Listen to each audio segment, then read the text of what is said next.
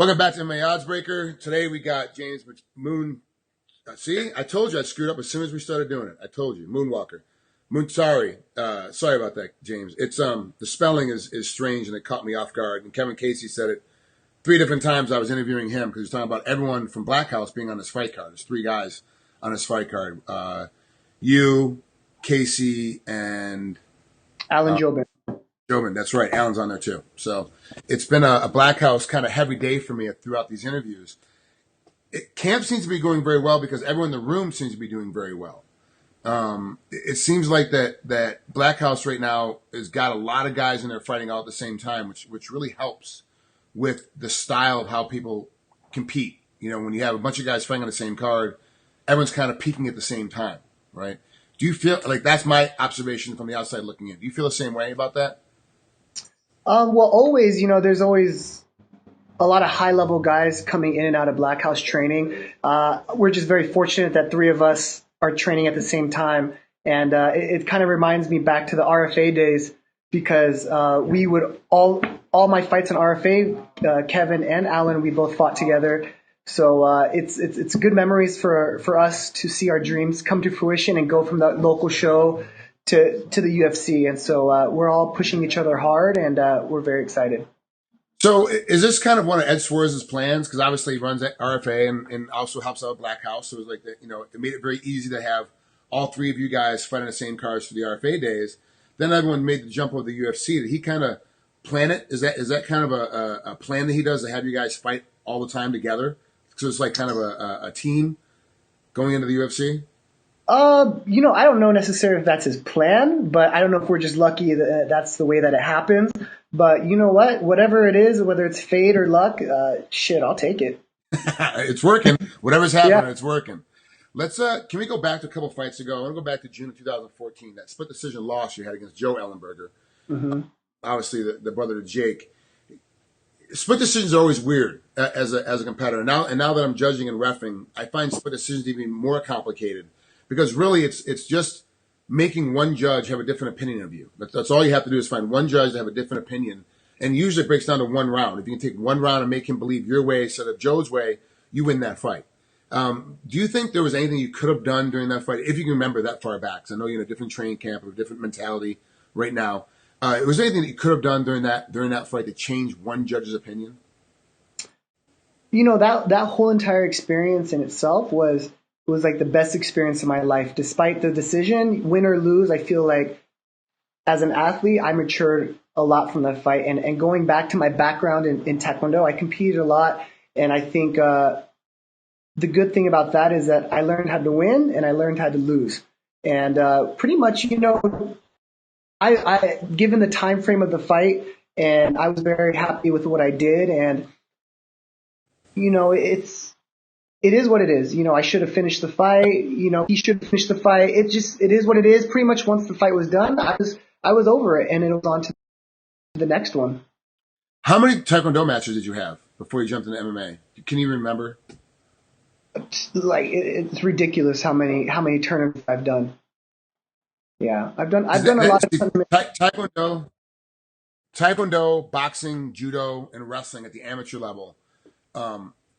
You can compete every weekend. Like you can literally be competing every single weekend in these tournaments and get, in wrestling, sometimes 10 matches in a weekend and do that all the time. You're looking at, you get some even through high school season, then they go through freestyle or Greco season, then the summers, you're getting guys that are getting somewhere around, 150 to 175 matches in a year.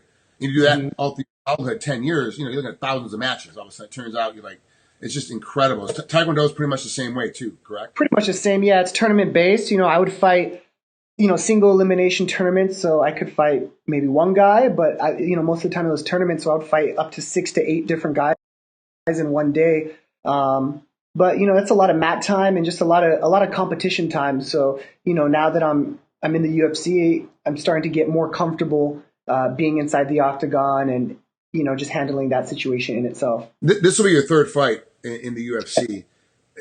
How was it? Obviously the Joe Ellenberger fight was the first fight and how was the Cody fight compared to nerves and compared to you're looking at maybe, 6, 7 months later, or 8 months later, you're back in the ring again or back inside the cage again. It's like, well, what was it like nerve wise? Don't talk about technique. Don't talk about that. It's just the emotion, the feeling of walking in and the comfort level compared to the time before.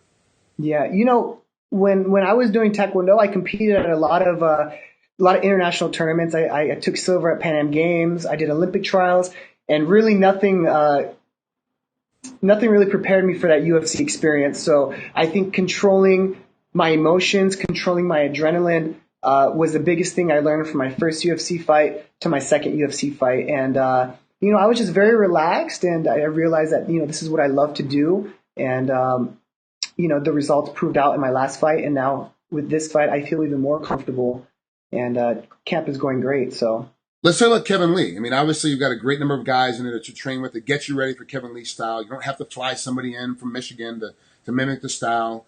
There's always somebody in there that can be Kevin in front of you. But then it also seemed when I was in there watching train camp a couple times, it seems like a lot of people are grabbing you to come. We need you, James. Come train with me. Come train with me because I need your style in front of me as well. Do you feel like sometimes that you're so good at what you do that people are pulling you away from your training during live sparring and during live training camps because you're so good at what you do at Taekwondo that they need you to help them get ready? No, I try to learn from everyone. And when I first started doing MMA, I was actually brought in as a sparring partner for Vanderlei Silva when he fought Kung Lee. And, just me learning from all these guys, Vanderlei Silva, and being able to work with Lyoto and Anderson and those guys to teach me how to adapt my style, because, nobody in the UFC has the level of Taekwondo that I had at the Olympic level, at the Olympic caliber level. And so I feel very confident in that aspect. But, this training camp has been amazing. I do my jiu-jitsu with Kevin Casey, and you just interviewed him, and that guy is like, if I can get up one time with Kevin Casey when he takes me down, it's very hard for somebody to hold me down the whole entire fight. And then, ironically enough, Jake Ellenberger has been coming in for this camp and preparing. So, I feel like being with somebody at that caliber has helped me so much. Yeah, he's the main event on July 12th. Jake is, and you guys are fighting the 15th. It's incredible. The UFC's putting 4 fights together in 7 days, and they're it's really, you're seeing a lot of guys peaking at the same time. You're talking a 3-day difference between you and Jake having a peak. So it's a fourth guy. Mm-hmm. And there's like 4 or 5 other guys that are floating in or out that are fighting within those 7 days as well. That everyone's kind of peaking at the same time, having to be on the same schedule within 7 days. How do you see this fight breaking down? I know you're not a cocky individual. You're a traditional martial artist. You're not gonna go out there and trash talk somebody. It's not your style. But how do you see this fight breaking down between you and Kevin? Do you see it being finished early? Do you see you catching a submission on him, or how do you see it? For this fight, I'm definitely taking it very seriously. I feel that he poses the most threat out of anyone that I've ever fought before. I feel, honestly, it's going to be whoever's the most intelligent fighter that night, and whoever can impose their game plan is going to win, because he has good striking, he has good wrestling, I have good striking, and he knows what I like to do. But I honestly feel like when the lights come on, whoever can implement their game plan is going to be successful that night. James, thanks so much for coming on to the MMA Oddsbreaker. I really appreciate it. Good luck down Thank you so much. Fight Night 71. It's going to be amazing to see you guys fight. I'll be at home watching on TV. If you guys are local, get down and watch this fight for sure. If you're in Southern California, you need to get down to San Diego and watch this. All right, brother. Thanks, man. Take care. Thank you so much. Bye-bye.